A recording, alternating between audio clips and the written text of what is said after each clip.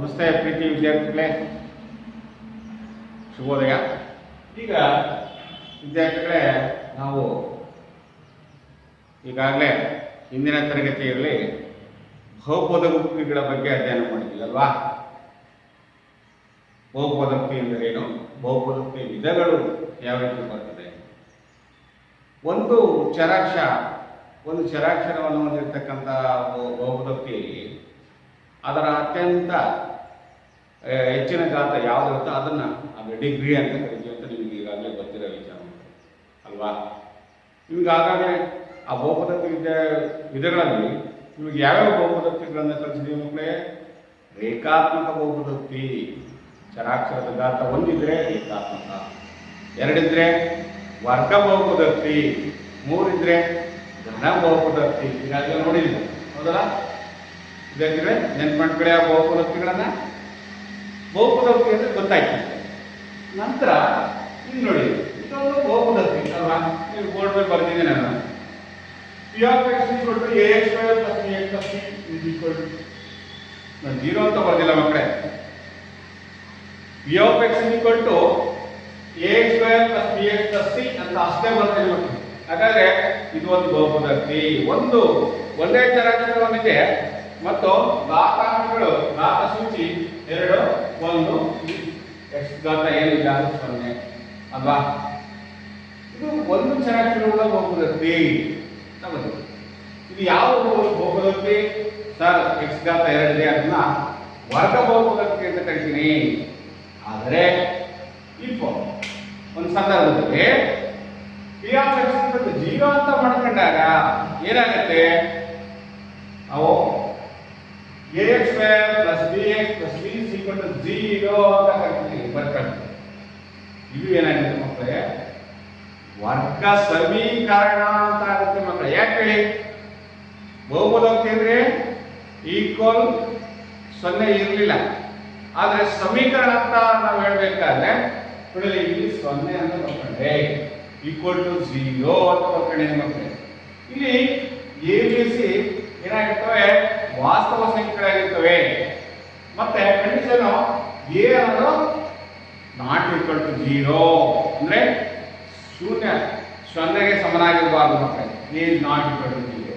ಆದ್ರಿಂದ ಇಲ್ಲಿ X square ಸಾಮರ್ಥ್ಯ ಎ, ಎಕ್ಸ್ ನ ಸಾಮರ್ಥ್ಯ ಬಿ, ಸಿ ಅನ್ನೋದು ಸ್ಥಿರಾಂಕ ಕಾನ್ಸ್ಟೆಂಟ್. ಈ ರೀತಿ ಇದ್ದರೆ ಇದನ್ನು ನಾವು ವರ್ಗ ಸಮೀಕರಣದ ಆದರ್ಶ ರೂಪ ಅಂತ ಕರಿತೀವಿ.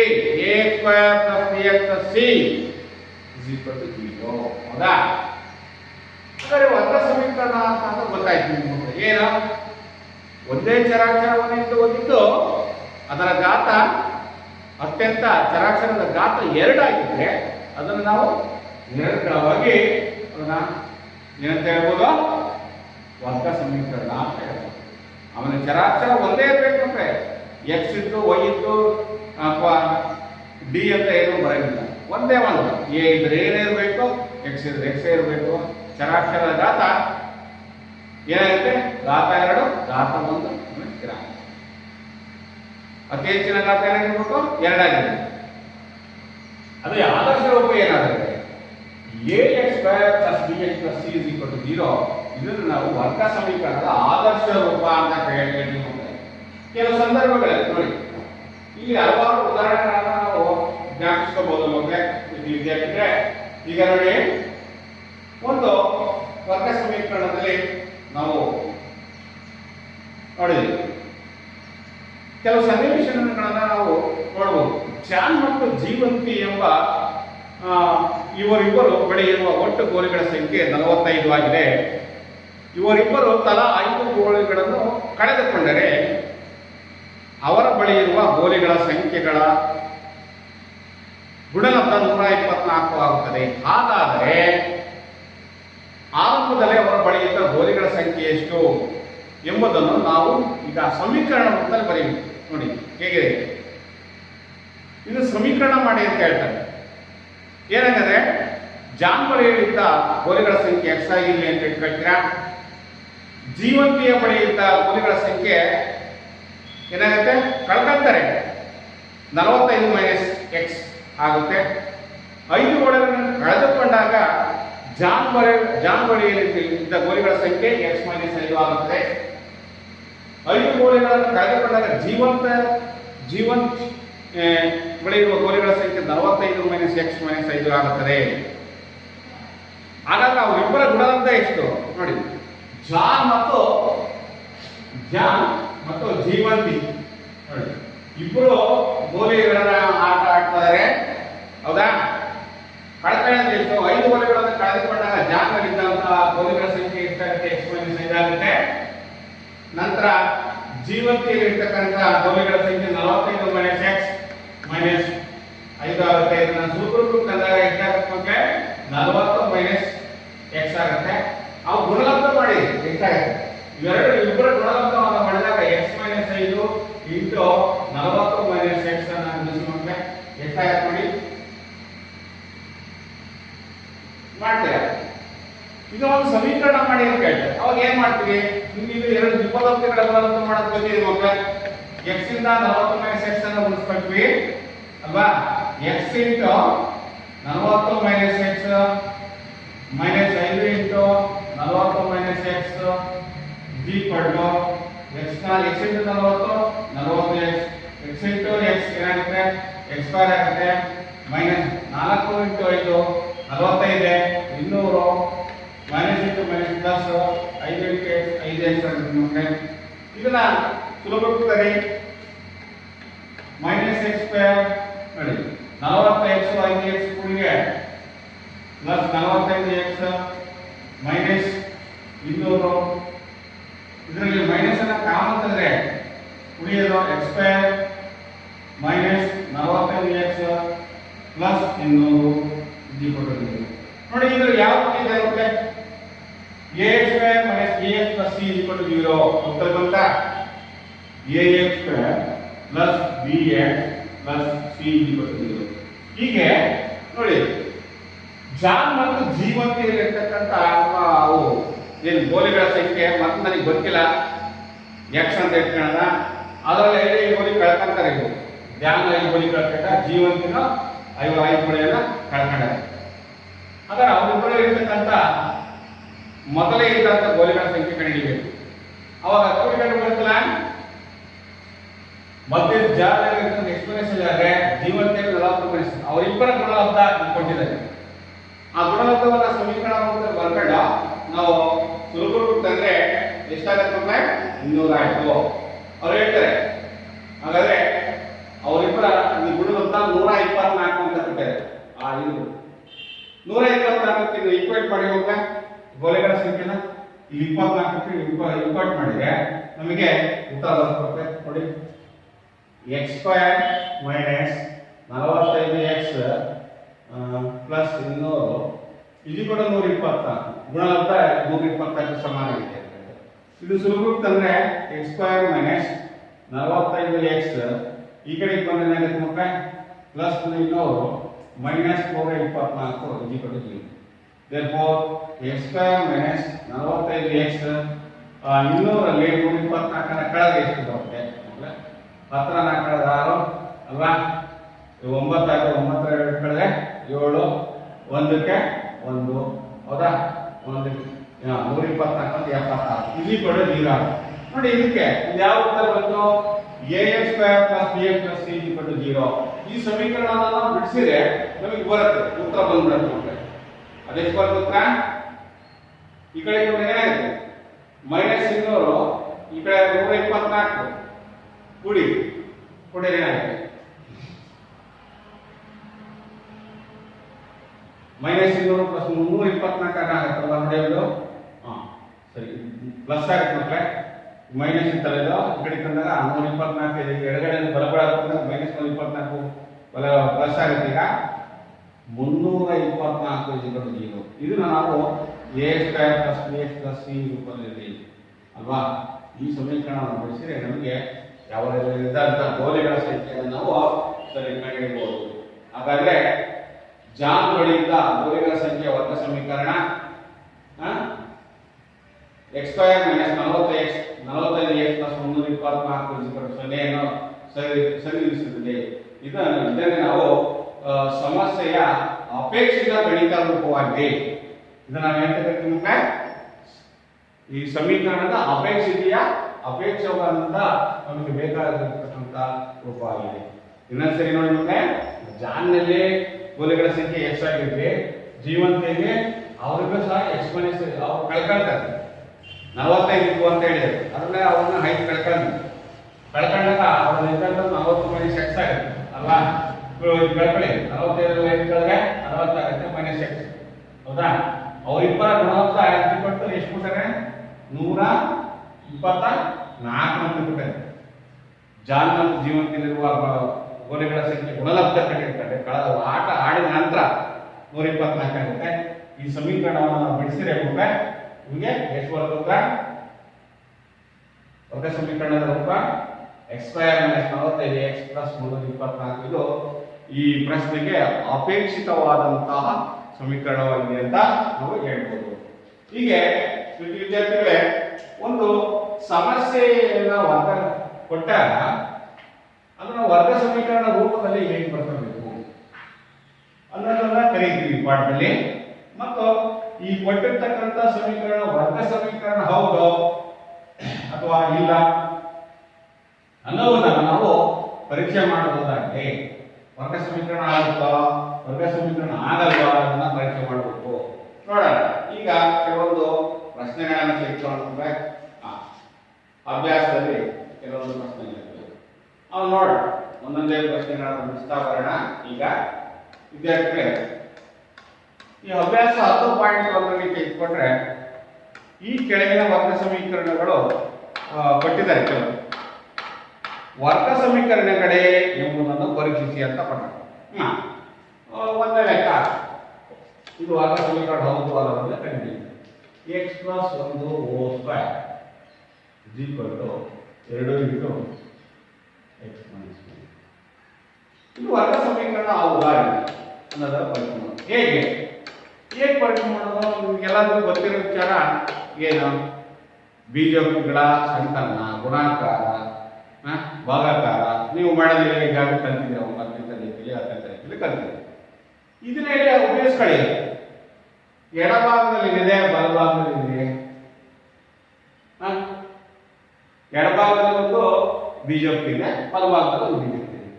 ಇದನ್ನ ವರ್ಗ ಸಮೀಕರಣ ರೂಪಕ್ಕೆ ಬದಲಾಯಿಸಲು ಬರುತ್ತಾ ನೋಡೋಣ. Equal therefore x + 1 hole square ಅಂದ್ರೆ ನಾನು ಬಿಡಿಸ್ಕೊಳ್ತೀನಿ. a + b ಹೋಲ್ ಸ್ಕ್ವೇರ್ ಸೂತ್ರ ನಿಮಗೆ ಗೊತ್ತು, ಅದರ ರೂಪದಲ್ಲಿ ಬಿಡಿಸ್ಕೊಳ್ಳೋಣ.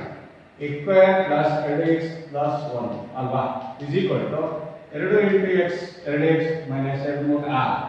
therefore ಮತ್ತೆ ಇದನ್ನು ಬಿಡಿಸ್ಕೊಳ್ಳೋಣ.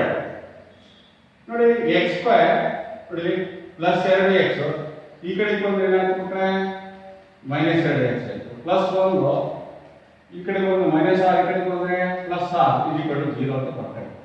ಬಲಭಾಗದಲ್ಲಿ ಎಡಭಾಗ ತೆಗೆದುಕೊಂಡೆ ಚಿಹ್ನೆಗಳ ಬದಲಾವಣೆಗೆ. therefore ಈಗ x² ನೋಡಿ 2x ಏನು ಮಾಡಿದ್ವಿ? ಈ ಕಡೆ ಬಂದಾಗ 0x ಆಯ್ತು ಅಲ್ವಾ? 0x ಆಯ್ತು. ಪ್ಲಸ್ 1 + r ಎಷ್ಟಾಗುತ್ತೆ? 7. ಹೌದಾ? 7. ಈಗ ಇದನ್ನು ಸುಲಭಕ್ಕೆ ತಂದ್ರೆ x² ಏನಿಲ್ಲ, ಸಾಮಾನ್ಯ 0 ಬಂದ್ರೆ ಬರಿಬೋದು, ಏನು ತಪ್ಪಿಲ್ಲ. ಅದು ಸಾರ್ನಾಕ 0 + 7 = 0. ಇದನ್ನ ಇನ್ನೊಂದು ಸ್ವಲ್ಪ ಸುಲಭಕ್ಕೆ ತಂದ್ರೆ x² + 7 = 0. ಹಾಗಾದ್ರೆ ಇದು ವರ್ಗ ಸಮೀಕರಣ ಆಗುತ್ತದೆಯೇ? ಹೌದು, ಇದೊಂದು ವರ್ಗ ಸಮೀಕರಣ. ಯಾಕೆಂದ್ರೆ ಚರಾಕ್ಷರದ ಘಾತ ಅತಿ ಹೆಚ್ಚಿನ ಘಾತ ಎಷ್ಟಿದೆ? 2 ಇದೆ. ಸರ್ ಇದು bx ಇದಲ್ಲ, b ಬದಲಿ ನಮಗೆ 0 ಬಂದಿದೆ. b into b 0 into anything 0 0 ಯಾವ ಸಂಖ್ಯೆ ಗುಣಿಸ್ತಾರೆ ಅದು ಬರೆದು ಬಿಟ್ಟು ಬಿಡಬಹುದು. ಅದಕ್ಕೋಸ್ಕರ ಸುಲಭಕ್ಕೆ ಬಂದಾಗ x² + 7 = 0. ಇದು ವರ್ಗ ಸಮೀಕರಣ ಹೌದು ತಾನೆ? ಆದ್ದರಿಂದ ಇದು ಹೌದು, ವರ್ಗ ಸಮೀಕರಣ ಹೌದು ಅಂತ ಪತ್ತೆ ಮಾಡಿ. ಹಾಗೆ ಎರಡನೇ ಲೆಕ್ಕ ಮಾಡಿ ನೋಡೋಣ. ನೀವು ಎರಡನೇ ಲೆಕ್ಕ ಬಿಡಿಸ್ತಾರಿಲ್ಲ ಮಕ್ಕಳೇ. ಎರಡನೇ ಲೆಕ್ಕ x² - 2x = -2 ಬ್ರಾಕೆಟ್ 3 - x.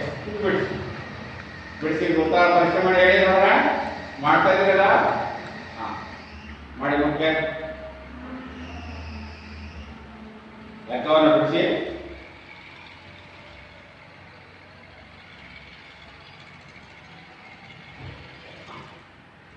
ಈಗ ಬಿಡಿಸ್ತಾ ಹೋಗಿ ಮಕ್ಕಳ ಉತ್ತರನ. ಇನ್ನೊಂದು ಲೆಕ್ಕ ಬಿಡಿಸಿ ನೋಡೋಣ. ನೋಡಿ, ಚರಾಕ್ಷರದ ಘಾತ 2 ಇದೆ, ಯಥೇಚ್ಛಿನ ಘಾತ ಇದು 6 ಒಟ್ಟ ಸಮೀಕರಣ. ಹೌದು, ಗೊತ್ತಾಯ್ತಲ್ಲ. ಈಗ ಇನ್ನೊಂದು ಲೆಕ್ಕ ನೋಡೋಣ. ಎರಡನೇ x ಸ್ಕ್ವೇರ್ ಮೈನಸ್ 2x ಬರ್ಬೇಕು. ಸೆಕೆಂಡ್ ನೋಡಿ ಬರ್ಕಾಗ್ತದೆ. x square minus 2x is equal to minus 2 bracket 3 minus 6. ಹೌದಾ? ಬ್ರಾಕೆಟ್ 3 ಮೈನಸ್ 6 ಮಾಡ್ತಾ ಹೋಗೋದು. ಏನು ಮಾಡ್ತೀವಿ? ವರ್ಗ ಸಮೀಕರಣ ಬಿಡಿಸ್ತಾ ಹೋಗೋದು. ಎಡಭಾಗ ಬಲಭಾಗ ಏನಿದೆ, ಏನು ಮಾಡೋದು ಅಂತ ಹೇಳ್ತೀನಿ ಮಕ್ಕಳೇ. ಬಿಡಿಸ್ತಾ ಹೋಗಿ. ನೋಡ್ರಿ, ಎಕ್ಸ್ ಸ್ಕ್ವೇರ್ ಇದು ಹೇಗಿದೆ ಹಾಗೆ ಬರ್ಕೊಂಡು x square minus 2x is equal to, ನೋಡಿ ಬ್ರಾಕೆಟ್ ಅಲ್ಲಿ ಮೈನಸ್ ಇದೆ ಮಕ್ಕಳೇ. ಚಿಹ್ನೆ ನೋಡಿ ಗಣನೆಗೆ ಬಹಳ ಕೇರ್ಫುಲ್ ಮಾಡಬೇಕು. ನೋಡಿ, minus into plus minus 2 3 minus into minus plus 2 into x 2x. ಒಂದು ಸ್ಟೆಪ್ ಆಯ್ತು. ಅದೇ ರೀತಿಯಾಗಿ therefore x square minus 2x is equal to minus 6 ಈ ಕಡೆ ಬಂತು, ಈ ಕಡೆ ಬಂದ್ರೆ ಪ್ಲಸ್ 2 ಇತ್ತು ಮೈನಸ್ 2x ಆಯಿತು. ಅದಾ ಇದು ಮೈನಸ್ 6 ಇತ್ತು ಪ್ಲಸ್ 6 ಆಯಿತು, equal to 0. therefore x square minus minus into minus ಏನಾಗುತ್ತೆ 3 ಪ್ಲಸ್ 4 ಎಂತ 4x minus 4x plus 6 equal to 0. ನೋಡಿ, ಇದು ಸಹ ಅವಶ್ಯಕತೆ ಬರುತ್ತೆ. ನೋಡಿ, ax square plus bx plus 3 equal to 0. ಆದ್ದರಿಂದ ಇದು ಸಹ ಏನಾಗಿದೆ ಮಕ್ಕಳೇ, ವರ್ಗ ಸಮೀಕರಣ ಆಗುವುದು. ಗೊತ್ತಾಯ್ತಲ್ಲ ಮಕ್ಕಳೇ? ಇದು ವರ್ಗ ಸಮೀಕರಣ ಆಗೋದು ಅರ್ಥ ಆಗ್ತಿದ್ದಿಲ್ಲ. ನೋಡಿ, ಸಮೀಕರಣ ಮಾಡಿ ಆದರ್ಶ ರೂಪಕ್ಕೆ ಬಂದ್ರೆ ಅದು ವರ್ಗ ಸಮೀಕರಣ ರೂಪ. ಹೌದು, ಚರಾಕ್ಷರದ ಘಾತ 2 ಇದೆ. ಇಲ್ಲಿ ಏನು ಇಲ್ಲ ಅಂತಂದ್ರೆ 0x ಅಂತ ಬರ್ಕೊಂಡ್ರೆ 0 ಏನಿಲ್ಲ 0x ಅಂತ ಬರೀಬಹುದು. ಮತ್ತೆ ಅವಾಗ ಅದು ಸಹ ವರ್ಗ ಸಮೀಕರಣ. ಗೊತ್ತಾಯ್ತಿದೆ? ಬರೀ ನಮಗೆ ಇನ್ನೊಂದು ರೀತಿಯಾಗಿ ಶುದ್ಧ ವರ್ಗ ಸಮೀಕರಣ ಮತ್ತು ಮಿಶ್ರ ವರ್ಗ ಸಮೀಕರಣ ಇತ್ತು ಅಂತ ಹೇಳ್ತಿದ್ರು.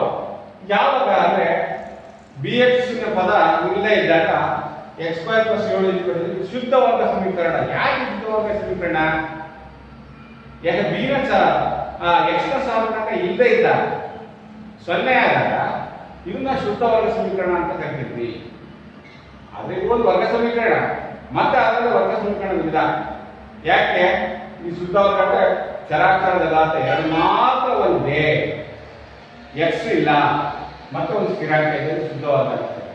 ಇಲ್ಲಿ ನೋಡಿ, x ಸ್ಕ್ವೇರ್ ಇದೆ, x ಇದೆ. ಇಲ್ಲಿ x ಸ್ಕ್ವೇರ್ ಇದೆ, ಚರಾಕ್ಷರದ ಘಾತ 2, ಚರಾಕ್ಷರದ ಘಾತ 1 ಇದೆ. ಇದನ್ನು ನಾವು ವರ್ಗ ಸಮೀಕರಣ ಅಂತ ಕರಿತೀವಿ ಜನರಲ್. ಆದ್ರೆ ವರ್ಗ ಸಮೀಕರಣ ಹೌದೇ ಅಲ್ಲ ಅಂತ ಕೇಳಿದಾಗ ನೀವು ಏನು ಪರೀಕ್ಷೆ ಮಾಡಬೇಕು? ಚರಾಕ್ಷರದ ಘಾತ 2 ಬರಲೇಬೇಕು, ಸ್ಥಿರಾಂಕ ಇರಲೇಬೇಕು, ಇದಿದ್ದು ಸ್ಥಿರಾಂಕನೂ ಇರಬೇಕು, ಘಾತ ಮಾತ್ರ ಇರಲೇಬೇಕು. ಅದರಲ್ಲಿ ಏನಿಲ್ಲ, ವರ್ಗ ಸಮೀಕರಣದಲ್ಲಿ ಶುದ್ಧ ವರ್ಗ ಸಮೀಕರಣ ಮತ್ತು ಮಿಶ್ರ ವರ್ಗ. ಮಿಶ್ರ ವರ್ಗ ಅಂದ್ರೆ ಏನು? ಚರಾಕ್ಷರದ ಘಾತ 2 ಮತ್ತು 1 ಇದೆ ಅಂತ ಇದೆ. ಓಕೆ, ಕನ್ಫ್ಯೂಸ್ ಬೇಡ ಮಕ್ಕಳೇ. ವರ್ಗ ಸಮೀಕರಣ ಚರಾಕ್ಷರದ ಘಾತ 2 ಅಂತ ನೀವು ಆಮೇಲೆ ಸ್ಥಿರಾಂಕ ಬರುತ್ತೆ. ನೆಕ್ಸ್ಟ್ 3ನೇ ಪ್ರಶ್ನೆ ನೋಡೋಣ. ಚೆಕ್ ಮಾಡೋಣ. ಈಗ 3ನೇ ಪ್ರಶ್ನೆ ನೋಡೋಣ. ಫಾಲೋ ಮಾಡೋದಿಲ್ಲ. ಅದೇ ರೀತಿ 3ನೇ ಲೆಕ್ಕ ಹಾಕೊಂಡು ಮಾಡಿ. ಎಲ್ಲರೂ ಈ ಕಡೆ ಗಮನಿಸಿ. 3ನೇ ಲೆಕ್ಕ x - 2 into x + 1 is equal to ಪರೀಕ್ಷೆ ಮಾಡೋಣ. x - 2 into x + 1 equals x - 1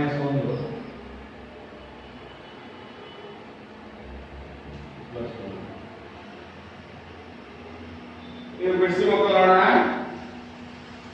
ಎಡಭಾಗ ಬಲಭಾಗವನ್ನು ಸುಲಭೀಕರಣ ಮಾಡಿ ಎಲ್ಲ ಮಾಡ್ತಿದ್ದೀರಲ್ಲ ಮಾಡೋಣ.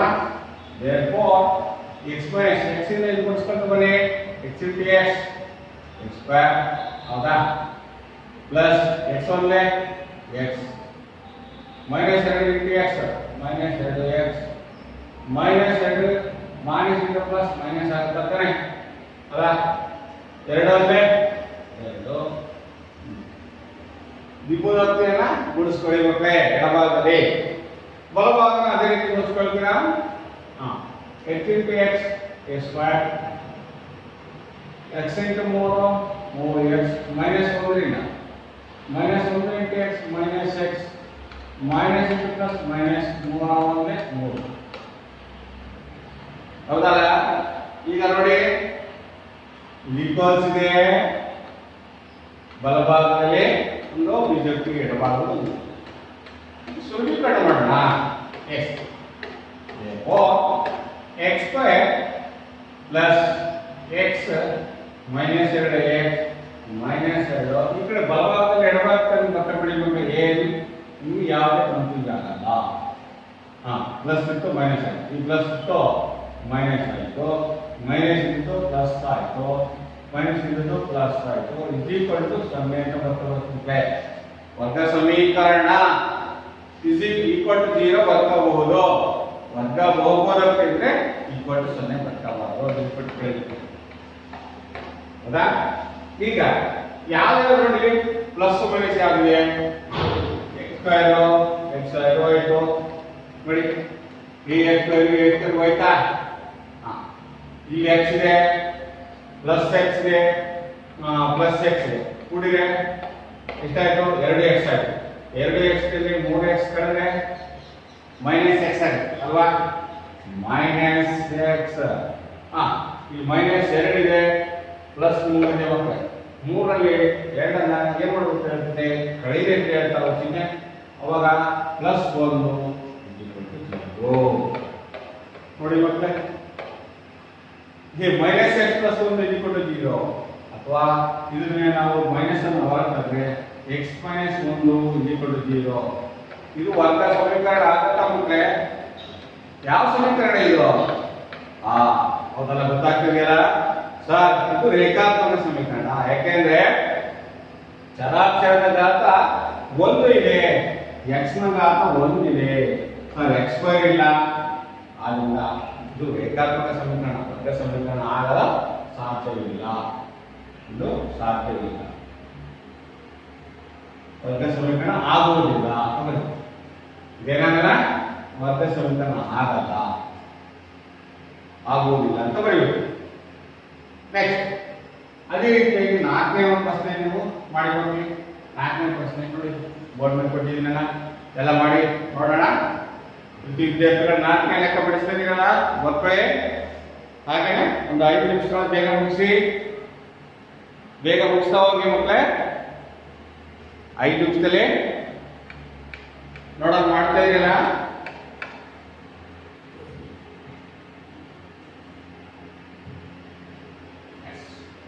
ಇದು ಅರ್ಥ ಆಯ್ತು ಅಂತ ತಿಳ್ಕೊಂಡಿದ್ದೀನಿ. ಈ ಲೆಕ್ಕನ ಆ ಲೆಕ್ಕ ತೋರಿಸ್ಕೊಳ್ಳೋಣ.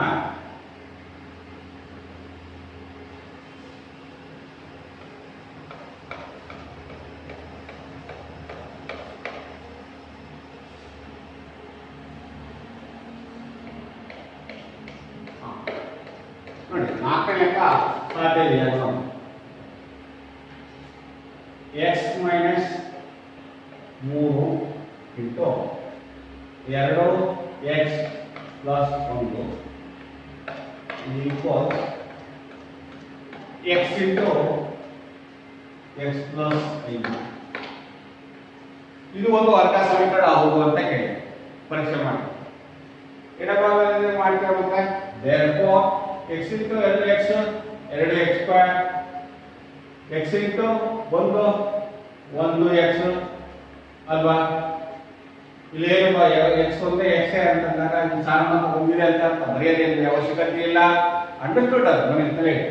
1 into x x ಮೈನಸ್ 3 ಇಂದ next minus 3 2 3 2 minus plus minus 3 2 6 x ಗೆ x minus into plus minus 3 ಒಂದೇ 3 ಬಲಭಾಗ ಬನ್ನಿ ಮಕ್ಕಳೇ ಹೌದಾ x into x x square plus plus ಗೆ ಪ್ಲಸ್ 5 ಇಂಟು ಎಕ್ಸ್ 5 ಎಕ್ಸ್ ಹೌದಾ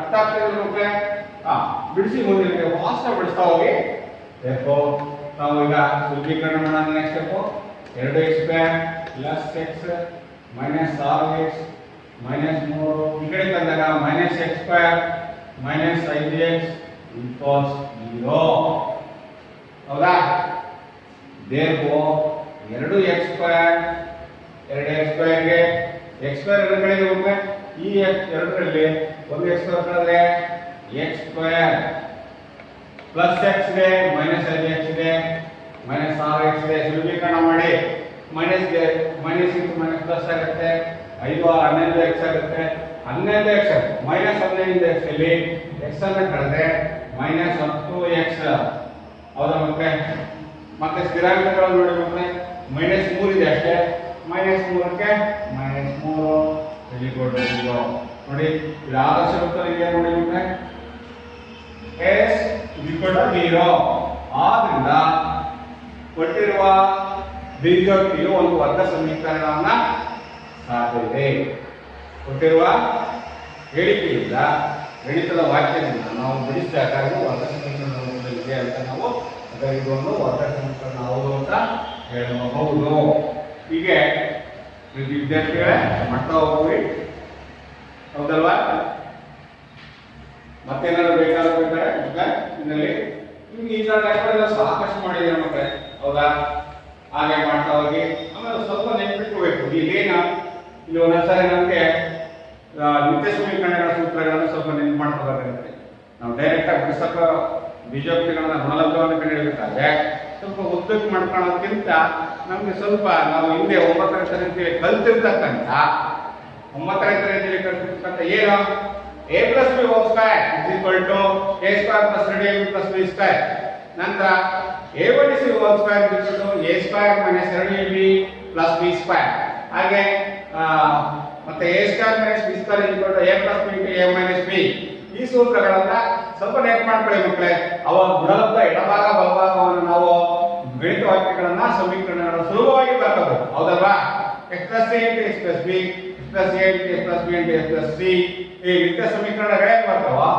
ನಿಬಂಧಿತ ನಿತ್ಯ ಸಮೀಕರಣಗಳ ಯಾವಾಗ ಕೇಳಿದ್ರು ಬೀಜಗಣಿತ ಅಂತ ಅಷ್ಟೇ ಬಂದ ತಕ್ಷಣ ನಮಗೆ ಅದರಲ್ಲಿ ಗಣಿತಕೋಶವಾಗಿ ಯಾವುದೇ ತಪ್ಪಿಲ್ಲದಂಗೆ ಮನದಟ್ಟು ಮಾಡ್ಕೋಬೇಕು ಮಕ್ಕಳೇ ನೀವು ಅವನ್ನ ನಿಮ್ಮ ಮನೆಯಲ್ಲೇ ನೀವು ಓದುವ ಕೊಠಡಿಯಲ್ಲಿ ಒಂದು ಸ್ಲಿಪ್ ಅನ್ನು ಬರೆದಿಟ್ಕೊಂಡ್ರೆ ತುಂಬಾ ಚೆನ್ನಾಗಿ ನೆನಪಿರುತ್ತೆ ಮಕ್ಕಳು ನಾವು ಯಾವಾಗ ನಾವು ಎಲ್ಲಿ ಓದಕ್ಕೆ ಹೋಗ್ತೀವೋ ಅಲ್ಲೇ ಮನೆಯಲ್ಲಿ ನಿಮ್ಮ ಓದುವ ರೂಮಲ್ಲಿ ಒಂದು ಪಟ್ಟಿ ಮಾಡ್ಕೊಳ್ಳಿ ಮಕ್ಕಳೇ ಸೂತ್ರಗಳ ಪಟ್ಟಿಯನ್ನು ದಿನನಿತ್ಯ ನಾವು ಬೆಳಿಗ್ಗೆ ಮಧ್ಯಾಹ್ನ ನಾವು ಕುತ್ಕೊಂಡಾಗ ನೋಡ್ತಾ ಇದ್ರೆ ನಮ್ಗೆ ಯಾವ ಕಾರಣಕ್ಕೂ ಬರೆಯೋದಿಲ್ಲ ಆವಾಗ ಇಲ್ಲಿ ವಿಸ್ತರಣೆ ಮಾಡ್ಬೇಕಾದ್ರೆ ಅಷ್ಟು ದೊಡ್ಡ ವಿಸ್ತರಣೆ ಮಾಡೋದಕ್ಕಿಂತ ಮುಂಚೆ ಸರ್ ಸಿಂಪಲ್ ಫಾರ್ಮ್ನ ಮಾಡ್ಬೋದು ಅವಾಗ ಸಮಯ ಉಳಿಯುತ್ತೆ ಓಕೆ ಮತ್ತೆ ಟೈಮನ್ನು ಉಳಿಸಿಬಿಟ್ಟು ನಾವು ಲೆಕ್ಕವನ್ನು ಫಾಸ್ಟ್ ಮಾಡೋದ್ರಲ್ಲಿ ಅಲ್ಲಿ ಕಡಿಬೇಕಾಗುತ್ತೆ ಓಕೆ ಹೆಚ್ಚು ಹೆಚ್ಚು ಅಭ್ಯಾಸ ಮಾಡಿ ನೋಡಿ ನಿಮ್ಮ ಅಭ್ಯಾಸದಲ್ಲಿ 10.1ರಲ್ಲಿ ನೆಕ್ಸ್ಟ್ 5ನೇ ಲೆಕ್ಕ ನೋಡಿ ಅದು ಸಹ ವಿಪರೀತ ಎಡಭಾಗ ಬಲಭಾಗವನ್ನು ಸಮೀಕರಣ ಮಾಡಿ ಬರುತ್ತೆ 6ನೇ ಲೆಕ್ಕ ನೋಡಿ ಮತ್ತೆ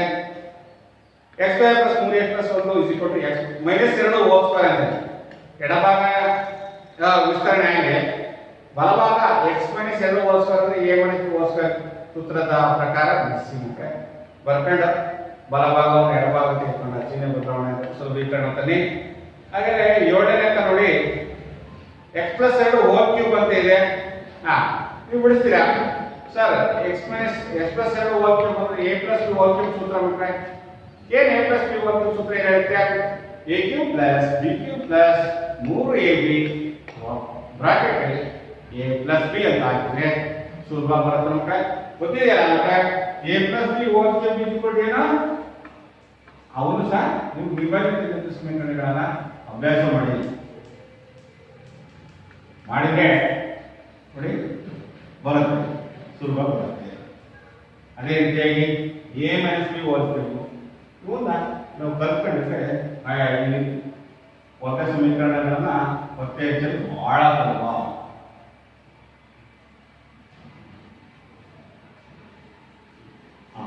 ನೋಡಿ ಎಲ್ಲ ಪ್ಲಸ್ ಮಾಡ್ಕೊಂಡ್ರೆ ಇಲ್ಲಿ ಎಲ್ಲ ಮೈನಸ್ ಬರುತ್ತೆ ಅಷ್ಟೇ. ಆದ್ರೆ ಇನ್ನೊಂದು ರೀತಿಯ ಬರೀತಾರೆ ಮಕ್ಕಳು, ಇಲ್ಲಿ ಏನಿಲ್ಲ A cube plus B cube 3 a into a square B plus 3 A B square ಅಂತ ಬರ್ತಾ ಅಷ್ಟೇ. ಇದ್ರೆ ಗುಣಿಸ್ಕೊಂಡು ಬರ್ತಾ ಇತ್ತು ಅದಲ್ವಾ. ಈಗ ಬರ್ಕೊಳ್ಳಿ, ನೀವು ಅಭ್ಯಾಸ ಮಾಡಿ ಲೆಕ್ಕಗಳನ್ನು ಮಾಡೋಕ್ಕೆ. ಈಗ ಇನ್ನೊಂದು ರೀತಿಯ ಸಮಸ್ಯೆಗಳನ್ನು ನೋಡೋಣ. ಎರಡನೇ ಮೇಲಿರ್ತಕ್ಕಂಥ ಪ್ರಶ್ನೆಗಳು ನೋಡಿ. ಪ್ರಶ್ನೆ ಕೊಟ್ಟಿದರೆ ಅದಕ್ಕೆ ನಾವು ಸಮೀಕರಣವನ್ನು ರಚಿಸಬೇಕಾಗುತ್ತೆ. ಸಮೀಕರಣ ಹೇಗೆ ರಚಿಸೋದು ನೋಡೋಣ. ಇದು ಅರ್ಥ ಆಯ್ತಾ ನಿಮಗೆ? ಓಕೆ, ಏನು ಅವ್ರು ಪ್ರಶ್ನೆ ಕೊಟ್ಟಿದೆ? ಹೌದು, ಓಕೆ, ಪ್ರಶ್ನೆ ಕೊಟ್ಟಿದ್ದಾರೆ. ಪ್ರಶ್ನೆಯನ್ನ ನಾವು ಸಮೀಕರಣ ಮಾಡಬೇಕು. ಹೇಗೆ? ಒಂದು ಆಯತಾಕಾರದ ನಿವೇಶನದ ವಿಸ್ತೀರ್ಣವು 528 ಮೀಟರ್ ಸ್ಕ್ವೇರ್ ಆಗಿದೆ. ಆ ನಿವೇಶನದ ಉದ್ದವು ಅದರ ಅಗಲದ 2ರಷ್ಟಿಗಿಂತ 1 ಹೆಚ್ಚಿಗೆ ಆಗಿದೆ. ಆ ನಿವೇಶನದ ಉದ್ದವು ಅಗಲದ 2ರಷ್ಟಿಗಿಂತ 1 ಹೆಚ್ಚಿಗೆ ಆಗಿದೆ. ಆ ನಿವೇಶನದ ಉದ್ದ ಮತ್ತು ಅಗಲಗಳನ್ನು ನೀವು ಕಂಡುಹಿಡಿಯಬೇಕಾಗಿದೆ. ಇದು ಸಮೀಕರಣ ಮಾಡಿ ಅಂತ ಕೇಳಿದ್ದಾರೆ. ಸಮೀಕರಣ ಮಾಡಿ ಅಂತ ಕೇಳಿದರು. ಹೇಗೆ ಮಾಡ್ತೀರಿ? ಆಯತದ ವಿಸ್ತೀರ್ಣ ಗೊತ್ತಿದೆ ಮಕ್ಕಳ ನಿಮಗೆ ಸೂತ್ರ? ಆಯತ ಮಕ್ಕಳ ಗೊತ್ತಿದೆ, ಮಾಡ್ತೀರಾ ಅಲ್ವಾ? ಎರಡನೇ ಮೇಲೆ ಕ್ವಶನ್. ಸುಮ್ಮನೆ ಸ್ಕೆಚ್ ಹಾಕೋಣ, ನಮಗೆ ಗೊತ್ತಿಲ್ಲ. ಉದ್ದ ಮತ್ತು ಅಗಲಗಳ ಒಂದು ಹೋಲಿಕೆ ಮಾಡಿದ್ದಾರೆ ಅಷ್ಟೇ. ಅವರು ನಾವು ಮಾಡ್ಬೇಕು, ಸಮೀಕರಣ ರಚಿಸಬೇಕು. ಹೇಗೆ ಮಾಡ್ತೀರಿ? ಏನೇನಿದೆ ಅಲ್ಲಿ ಸಮೀಕರಣದ ಆಯತಾಕಾರದ ನಿವೇಶನದ ವಿಸ್ತೀರ್ಣ ಅಂತ ಹೇಳ್ತಾರೆ. ಇದು ವಿಸ್ತೀರ್ಣ 528 ಮೀಟರ್ ಸ್ಕ್ವೇರ್. 528 ಮೀಟರ್ ಸ್ಕ್ವೇರ್ ಇದು ವಿಸ್ತೀರ್ಣ ಪೂರ್ತಿ. ಹಾಗಾದ್ರೆ ನಿವೇಶನದ ಉದ್ದವು ಅದರ ಅಗಲಕ್ಕಿಂತ ಅಗಲದ 2ರಷ್ಟಿಕ್ಕಿಂತ 1 ಹೆಚ್ಚಾಗಿದೆ. ಅಗಲದ 2ರಷ್ಟಿಕ್ಕಿಂತ. ಹಾಗಾದ್ರೆ ಅಗಲ ಏನಾಗಿರಲಿ ಗೊತ್ತಿಲ್ಲ ನನಗೆ, ಎಕ್ಸ್ ಆಗಿರಲಿ. ಉದ್ದ ಆಗಲಿ ಅಗಲದ ಆಯತದ ಅಗಲದ 2ರಷ್ಟಾಗ್ತದೆ, 2x. ಮತ್ತು 1 ಹೆಚ್ಚಾಗಿದೆ ಕಿಂತ ಅಂದ್ರೆ +1. ಆಯ್ತಾ? ಈ ನಿವೇಶನದ ಉದ್ದಾರಗಳನ್ನು ಕಂಡುಹಿಡಿಯಿರಿ. ಹೇಗೆ ಮಾಡ್ತೀವಿ? ಇದು ಸಮೀಕರಣ ರಚನೆ ಮಾಡಬೇಕು. ಅವಾಗ ಏನ್ ಮಾಡಬೇಕು? ಉತ್ತರ ಆಯತದ ವಿಸ್ತೀರ್ಣ ಇಟ್ಬಿಟ್ಟು ಏನು ನಿಮ್ಗೆ ಗೊತ್ತಿದೆಯಲ್ಲ, ಆಯತದ ವಿಸ್ತೀರ್ಣ ಅಂದ್ರೇನು? ಉದ್ದ ಇಂಟು ಅಗಲ. ನಮ್ಗೆ ಗೊತ್ತಿದೆ ಸೂತ್ರ ಏನು? ಆಯತದ ವಿಸ್ತೀರ್ಣ ವಿಸ್ತೀರ್ಣ ಇಟ್ಬಿಟ್ಟು ಏನ? ಉದ್ದ ಇಂಟು ಅಗಲ. ಉದ್ದ ಇಂಟು ಅಗಲವನ್ನ ಮಾಡೋಣ ಅಲ್ವಾ? ನಿಮ್ಗೆ ಅದು ಗೊತ್ತಿದೆ ಅಲ್ವಾ? ಉದ್ದ ಇಂಟು ಅಗಲ ನೋಡೋಣ. ಅಗಲ ಎಕ್ಸ್ ಆಗಿದೆ, ಉದ್ದನೇ ಬರ್ಬೇಡ. 2x + 1 into X. ಇಲ್ಲಿ ವಿಸ್ತೀರ್ಣ ಆಗುತ್ತೆ 522. ಇದು ಗುಣಾಕಾರ ಮಾಡಿಬಿಡುತ್ತೆ ನೋಡೋಣ. 2x into x 2x square plus 1 into x X. ಇದು ಈ ಕಡೆ ತರಲಿ, ಇದು ಆ ಕಡೆ ಕಳಿಸಿ. therefore 2x square plus x = 522. therefore ಇದನ್ನ ಸಮೀಕರಣ ಮಾಡಿದರೆ 2x ಸ್ಕ್ವೇರ್ ಪ್ಲಸ್ -222 = 0. ಇದು ನಮಗೆ ಈ ಪ್ರಶ್ನೆಗೆ ಸೂಕ್ತವಾದ ಅಪೇಕ್ಷಿತವಾದಂತಹ ಒಂದು ವರ್ಗ ಸಮೀಕರಣ ರೂಪವಾಗಿದೆ. ಇದು ಬಿಡಿಸಿದ್ರೆ ನಮ್ಗೆ ಏನು ಬರುತ್ತೆ? ಫಸ್ಟ್ ಅಗಲ ಬರುತ್ತೆ. ಅದನ್ನ ನಾವು ಉದ್ದ ಏನಂತ ಕೇಳಿದ್ವಿ ಅಂದರೆ 2x + 1 ಆದೇಶ ಮಾಡಿ ಕಂಡಿದ್ರೆ ನಮಗೆ ಉತ್ತರ ಬರುತ್ತೆ. ಅಂದ್ರೆ ಈ ರೀತಿಯಾಗಿ ಸಮೀಕರಣಗಳನ್ನು ರಚಿಸಿ ಅಂತ ಕೇಳಿದರೆ. ಅದೇ ರೀತಿಯಾಗಿ ಇನ್ನೊಂದು ಪ್ರಶ್ನೆ ಇದೆ, ಮಾಡ್ತಿಲ್ಲ. ಇನ್ನೊಂದು ಪ್ರಶ್ನೆ ಏನಿದೆ? ಇನ್ನೊಂದು ಪ್ರಶ್ನೆ ನೋಡಬೇಕು. ಪ್ರಶ್ನೆ ನೋಡೋಣ, ಪ್ರಶ್ನೆ ಓದ್ಕೊಳ್ಳೋಣ. 2 ಅನುಕ್ರಮ ಧನ ಪೂರ್ಣಾಂಕಗಳ ಗುಣಲಬ್ಧವು 306 ಹೌದಾ ಆಗಿದೆ. ಆ ಧನ ಪೂರ್ಣಾಂಕಗಳನ್ನು ಕಂಡುಹಿಡಿಯಬೇಕಾಗಿದೆ. ಎರಡು ಅನುಕ್ರಮ ಧನ ಪೂರ್ಣಾಂಕಗಳ ಗುಣಲಬ್ಧ ಅಂತ ಹೇಳಿದೆ 306 ಆಗಿದೆ. ನಾವು ಆ ಪೂರ್ಣಾಂಕಗಳನ್ನು ಕಂಡುಹಿಡಿಯಬೇಕಾಗಿದೆ. ಅವಾಗ ಯಾವ ರೀತಿಯಾಗಿ ಬರ್ತಂತೆ ಮಕ್ಕಳೇ? ಅವಾಗ ಅಷ್ಟೇ ಕೊಟ್ಟಿದ್ದಾರೆ ಅಲ್ವಾ? ಮೊದಲನೇ ಧನ ಪೂರ್ಣಾಂಕ ನನಗೆ ಗೊತ್ತಿಲ್ಲ, ಅದನ್ನ ಎಕ್ಸ್ ಅಂತ ಇಟ್ಕೊಳ್ಳಿ. ಎಂತ ಇಟ್ಕೊಳ್ಳೋಣ? ಎಕ್ಸ್ ಅಂತ ಇಟ್ಕೊಳ್ಳೋಣ. ನಂತರ ಅದ್ರ ಗುಣಲಬ್ಧ ಎಷ್ಟು ಅಂತ ಕೊಟ್ಟಿದ್ದಾರೆ? 306 ಬರ್ತಾರೆ. ಆ ಧನ ಪೂರ್ಣಾಂಕ ನೋಡಿ, ಎರಡನೇ ಕ್ವಶನ್. ಆ ಒಂದು ಮೊದಲ ಧನ ಪೂರ್ಣಾಂಕ, ಮೊದಲ ಧನ ಪೂರ್ಣಾಂಕವು ಎಕ್ಸ್ ಆಗಿರಲಿ. ಎರಡನೇದ ಅನುಕ್ರಮವಾದ ಅಂದ್ರೆ ಏನಾಗಿದೆ? ಎಕ್ಸ್ ಪ್ಲಸ್ 1 ಆಗಿರಲಿ. ಹಾಗಾದರೆ ಎಕ್ಸ್ ಪ್ಲಸ್ 1 ಆದರೆ ಗುಣಲಬ್ಧ ಎಷ್ಟು ಅಂತ ಹೇಳಿದರೆ ಮಕ್ಕಳೇ? 306. ಸಮಸ್ಯೆಯ ಹೇಳಿಕೆಯ ಪ್ರಕಾರ ಅಂತ ಬರ್ಬಿಟ್ಟು ಸಮಸ್ಯೆಯ ಹೇಳಿಕೆಯ ಪ್ರಕಾರ ಅಂತ ಬರ್ಕೊಳ್ತೀರಾ. therefore x into x plus 1 is equal to 306. ಹೌದಾ? ಕೊಟ್ಟಿರೋದು 300 ಅಂತಾನೆ. ಇದು ಸುಲಭೀಕರಣ ಮಾಡೋಣ ಮಕ್ಕಳೇ. x into x square plus x into x ಹೌದಾ is equal to 306. ಈ ಕಡೆ ತಂದೆ x ಸ್ಕ್ವೇರ್ ಪ್ಲಸ್ x, ಈ ಕಡೆ ಬಂದ್ರೆ 306 is equal to 0. ನೋಡಿ, ಇದು ಆದರ್ಶ ರೂಪಕ್ಕೆ ಬಂತ ಮಕ್ಕಳೇ. ax square plus b plus c ರೂಪಕ್ಕೆ ಬಂತಲ್ಲ.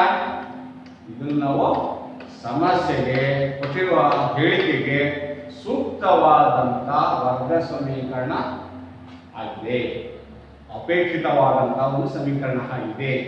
ಅದೇ ರೀತಿಯಾಗಿ ನೋಡಿ, ಇನ್ನೊಂದು ಪ್ರಶ್ನೆ. ರೋಹನನ ತಾಯಿಯು ಅವನಿಗಿಂತ 20 ವರ್ಷ ದೊಡ್ಡವಳಾಗಿದ್ದಾಳೆ. 3 ವರ್ಷಗಳ ನಂತರ ಅವರ ವಯಸ್ಸುಗಳ ಗುಣಲಬ್ಧ 360 ಆಗುತ್ತದೆ. ನಾವು ರೋಹನನ ಈಗಿನ ವಯಸ್ಸನ್ನು ಕಂಡುಹಿಡಿಯಲು ಬಯಸುತ್ತೇವೆ. ಹಾಗಾದ್ರೆ ಯಾವ ರೀತಿಯಾಗಿ ನೀವು ಸಮೀಕರಣವನ್ನು ಮಾಡ್ಕೊಳ್ತೀರಿ? ರೋಹನನ ಈಗಿನ ವಯಸ್ಸು ಎಕ್ಸ್ ಆಗಿರಲಿ. ಹೌದಾ? ಅವರ ತಾಯಿ 26 ವರ್ಷ ದೊಡ್ಡವಳಾಗಿದ್ದಾಳೆ ಅಂತ, ಅವನಿಗಿಂತ 3 ವರ್ಷಗಳ ನಂತರ ಅಂತ ಹೇಳ್ತಾರೆ. ರೋಹನನ ತಾಯಿಯು ಅವನಿಗಿಂತ 26 ವರ್ಷ ದೊಡ್ಡವಳಾಗಿದ್ದಾಳೆ. 3 ವರ್ಷಗಳ ನಂತರ ಅವರ ವಯಸ್ಸುಗಳ ಗುಣಲಬ್ಧವನ್ನು ಕಂಡುಹಿಡಿಯಿರಿ. ಗುಣಲಬ್ಧವು 360 ಆಗುತ್ತದೆ. ಹಾಗಾದ್ರೆ ಇನ್ನು ಸಮೀಕರಣ ಹೇಗೆ ಮಾಡ್ತೀರಿ? ಹೇಗೆ ಮಾಡ್ತೀರಿ? ರೋಹನನ ವಯಸ್ಸು ಎಕ್ಸ್ ಆಗಿರಲಿ, 26 ಅಂದ್ರೆ ಎಕ್ಸ್ ಪ್ಲಸ್ 26. 3 ವರ್ಷಗಳ ನಂತರ ಏನಾಗುತ್ತೆ? 26 ಪ್ಲಸ್ 3 29. X plus 3 into 29. ಈ ಸಮೀಕರಣ ಮಾಡಿ ಮಕ್ಕಳೇ. ಅವಾಗ X square plus 32x minus 273 ಬರುತ್ತೆ. ಎಕ್ಸ್ ಸ್ಕ್ವೇರ್, ಮೂರನೇ ಪ್ರಶ್ನೆ, X square plus 32x minus 273. ಇದು ಹೇಗೆ ಬರುತ್ತೆ ಮಕ್ಕಳೇ? ಮಾಡಬೇಕು ಅಲ್ವಾ?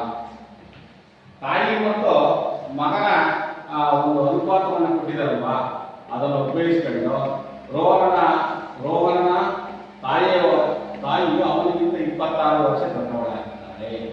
3 ವರ್ಷಗಳ ನಂತರ ಎಕ್ಸ್ ಪ್ಲಸ್ 3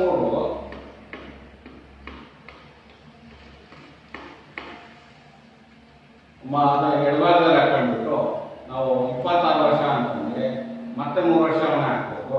ಅವಾಗ ಅದನ್ನು ಹೋಲಿಕೆ ಮಾಡಿಬಿಟ್ರೆ ಅವೆರಡು ಗುಣಲಬ್ಧವನ್ನ ಎಷ್ಟು ಸಮ ಅಂತ ಹೇಳಿದ್ರೆ 360 ಅಂತ ಹೇಳಿದ್ರೆ ಸುಲಭ ರೂಪಕ್ಕೆ ತಂದ ನಮಗೆ ಗಣಿತದ ಹೇಳಿಕೆ ಬರುತ್ತೆ. X square plus 32 X minus 273 0. ಈ ರೀತಿಯಾಗಿ ವಿದ್ಯಾರ್ಥಿಗಳೇ ನೀವು ಅಭ್ಯಾಸದಲ್ಲಿ ಅನೇಕ ಸಮಸ್ಯೆಗಳಿದ್ದಾವೆ ನೋಡಿ. ಅದೇ ರೀತಿಯಾಗಿ ಇನ್ನೊಂದು ಪ್ರಶ್ನೆ ಇದೆ ನೋಡಿ, ಮಾಡ್ತಿರಲ್ಲ ಏನು? ಇನ್ನೊಂದು ಪ್ರಶ್ನೆ ಕೊಟ್ಟರೆ, ಒಂದು ರೈಲು ಏಕರೂಪದ ಜವದಲ್ಲಿ ಚಲಿಸಿ 480 ಕಿಲೋಮೀಟರ್ ಜವದಲ್ಲಿ ಚಲಿಸಿ 480 ಕಿಲೋಮೀಟರ್ ದೂರವನ್ನು ಕ್ರಮಿಸುತ್ತದೆ. ಅದರ ಜವವು 8 ಕಿಲೋಮೀಟರ್ ಪರ್ ಅವರ್ ಕಡಿಮೆ ಆಗಿದ್ದರೆ ಅಷ್ಟೇ ದೂರವನ್ನು ಕ್ರಮಿಸಲು 3 ಗಂಟೆ ಹೆಚ್ಚಾಗಿ ತೆಗೆದುಕೊಳ್ಳುತ್ತಿತ್ತು. ನಾವು ರೈಲಿನ ಜವವನ್ನು ಕಂಡುಹಿಡಿಯಲು ಬಯಸುತ್ತೇವೆ. ಏಕರೂಪದ ಜವದಲ್ಲಿ ಚಲಿಸಿ 480 ಕಿಲೋಮೀಟರ್ ದೂರವನ್ನು ಕ್ರಮಿಸುತ್ತದೆ. ಅದರ ಜವ 8 ಕಿಲೋಮೀಟರ್ ಪರ್ ಅವರ್, ಅಷ್ಟೇ ದೂರವನ್ನು ಕ್ರಮಿಸಿ 3 ಗಂಟೆ ಹೆಚ್ಚಾಗಿ ತೆಗೆದುಕೊಳ್ಳುತ್ತಿತ್ತು. ಹಾಗಾದರೆ ಆವಾಗ ಎಷ್ಟಿರುತ್ತೆ ಸ್ಪೀಡ್ ಅನ್ನೋದನ್ನು ಕಂಡುಹಿಡಿಯಬೇಕು. ಈಗ ಅದಕ್ಕೆ ಸಮೀಕರಣವನ್ನು ಮಾಡಿದರೆ ಮತ್ತೆ X square minus 8x minus 1000 ಎಷ್ಟು 280 0 ಈ ಸಮೀಕರಣವನ್ನು ಬಿಡಿಸಿದ್ರೆ ಮತ್ತೆ ಬರುತ್ತೆ. ಇನ್ನು ನಾವು ಸಮೀಕರಣವನ್ನು ಬಿಡಿಸಬೇಕಾಗುತ್ತೆ ಮಕ್ಕಳು.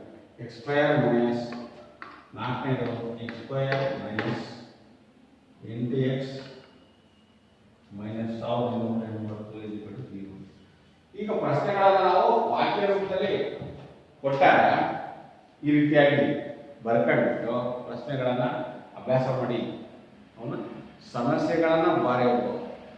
ಹೇಳಿಕೆಯನ್ನ ಸಮೀಕರಣ ಮಾಡೋದನ್ನ ಕಲಿಯಬೇಕು.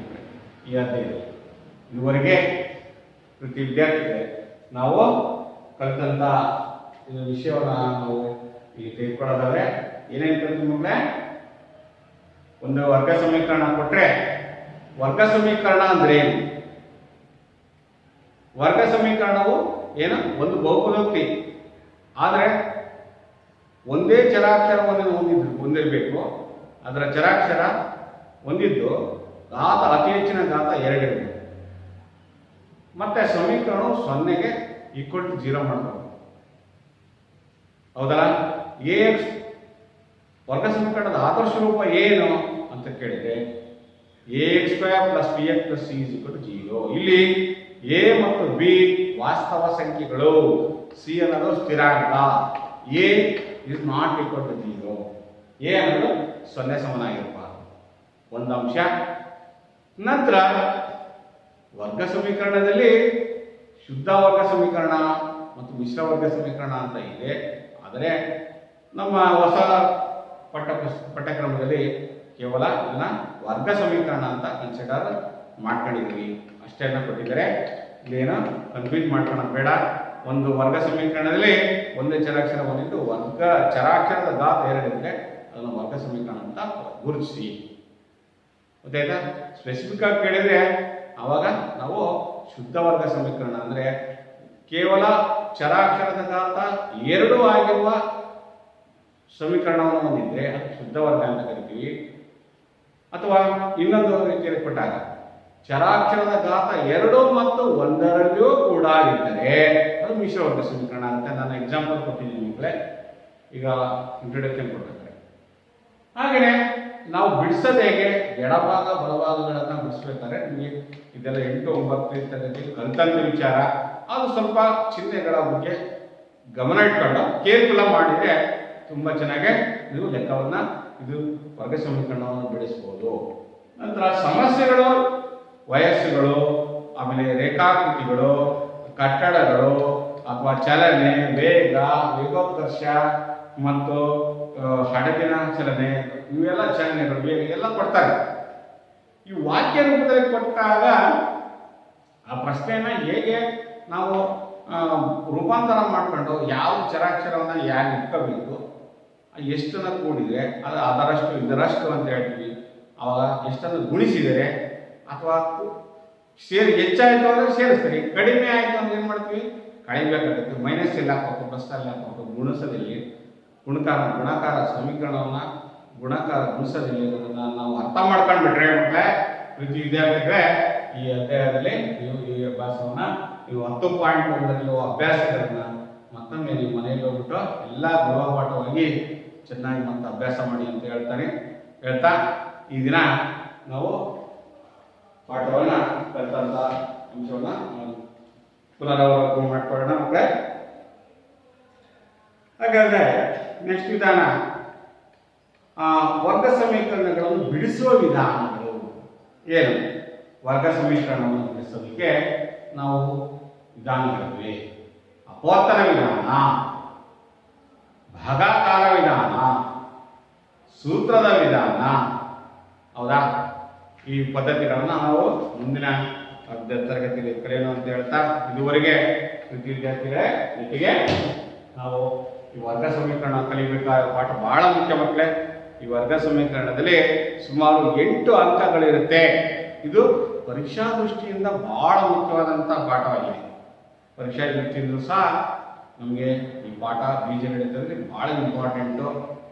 ಏಕೆ ಅಂತಂದರೆ ಇದರಲ್ಲಿ ಫುಲ್ 3 ಮಾರ್ಕ್ಸ್ 4 ಮಾರ್ಕ್ಸ್ ಲೆಕ್ಕ ನೀವು ತುಂಬ ಚೆನ್ನಾಗಿ ಸುಲಭವಾಗಿ ಗಳಿಸ್ಕೊಳ್ತೀರಾ. ಆಮೇಲೆ ನಿತ್ಯ ಸಮೀಕರಣಗಳನ್ನು ಎಲ್ಲವೂ ಬರ್ಕೊಂಡು ಚೆನ್ನಾಗಿ ಅಭ್ಯಾಸ ಮಾಡಿ. ಇನ್ನೊಮ್ಮೆ ಮತ್ತೊಮ್ಮೆ ನೀವು ಗೃಹಪಾಠದಲ್ಲಿ ಫಸ್ಟ್ ನೀವು ನಿತ್ಯ ಸಮೀಕರಣ ವರ್ಗ ಸಮೀಕರಣ ಪಾಠ ನೋಟ್ಸನ್ನು ಬರೀಬೇಕಾದ್ರೆ ಮುಂಚೆ ನಿತ್ಯ ಸಮೀಕರಣ ಎಲ್ಲ ಒಂದು 18 ಸೂತ್ರಗಳಿದಾವಲ್ಲ, 18 20 ಅವೆಲ್ಲ ಸೂತ್ರಗಳನ್ನು ಬರೀರಿ. ನಂತರ ಅಭ್ಯಾಸದ ಲೆಕ್ಕಗಳನ್ನು ಮಾಡ್ತೀವಿ ಅಂತ ಹೇಳ್ತಾ ನೋಡೋಣ ಮಕ್ಕಳೇ. ನೋಡಿ, ಇನ್ನೊಮ್ಮೆ ಗಮನಿಸಿ ಮಕ್ಕಳೇ. ಇನ್ನೇನಾದರೂ ಸಮಸ್ಯೆಗಳಿದ್ರೆ ಚರ್ಚೆ ಮಾಡೋಣ. ಪ್ರಶ್ನೆಯನ್ನು ಕೇಳ್ಬೋದು ಮಕ್ಕಳೇ. ಹೌದು, ಓಕೆ.